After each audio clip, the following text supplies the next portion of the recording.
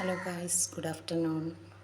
നമ്മുടെ കേരളത്തിൽ മഴ ശക്തമായതിനെ തുടർന്ന് പല ജില്ലകളും വെള്ളക്കെട്ട് ദുരിതം, ഒത്തിരി വീട്ടുകാർ മരം വീണു മരിച്ചു, ദുരിതക്കയത്തിൽ വിഷമിച്ചുകൊണ്ടിരിക്കുന്ന സമയമാണ്.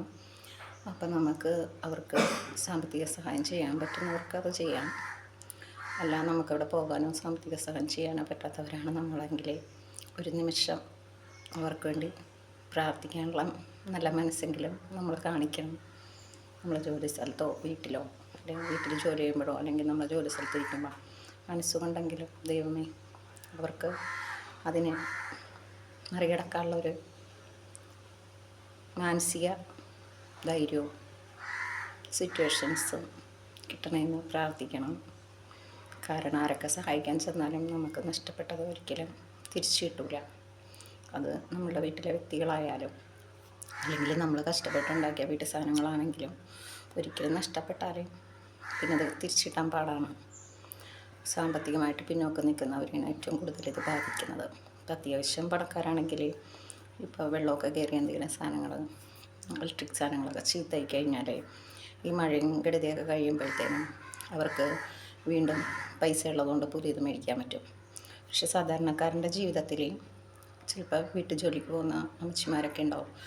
ചിലപ്പോൾ അവിടെ നിന്നൊക്കെ വല്ല പഴയ ടി വി ഫ്രിഡ്ജ് എന്തെങ്കിലും കൊടുത്ത് മഴവെള്ളം കയറി ഇതൊക്കെ നശിച്ചു പോകുമ്പോൾ പിന്നെ അവർക്കതില്ലാത്ത ഒരവസ്ഥ വരും. ചില അമ്മച്ചിമാർക്ക് വീട്ടിലിരിക്കുന്നവർക്ക് ഇപ്പോൾ കുടിയന്മാർക്ക് കുടിക്കാമോ അല്ലെങ്കിൽ വലിക്കുന്നവർക്ക് വലിക്കുന്ന ഒരു സുഖം. പക്ഷേ വീട്ടിലിരിക്കുന്ന അമ്മച്ചിമാർക്ക് ഈ നമ്മുടെ മൊബൈലും യൂട്യൂബ് അതൊന്നും കൈകാര്യം ചെയ്ത അമ്മച്ചിമാർക്ക് അവരുടെ ഒരു ഹരം എന്ന് വെച്ചാൽ സീരിയൽ കാണാനാണ് കേട്ടോ.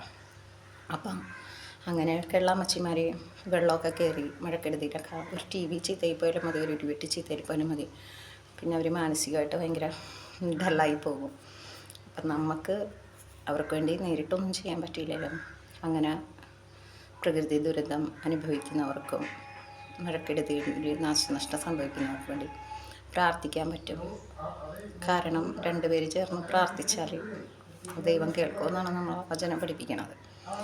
അപ്പം നമ്മൾ കേരളത്തിൽ ഒരു വിഭാഗം ജനങ്ങൾ കഷ്ടപ്പെടുമ്പോൾ ബാക്കി 3 വിഭാഗം ജനങ്ങൾ അവർക്ക് വേണ്ടി ജസ്റ്റ് പ്രാർത്ഥിക്കണമെങ്കിൽ അത് ദൈവത്തിൻ്റെ വലിയ അനുഗ്രഹം അവരുടെ മേലിൽ ചൊരിയും.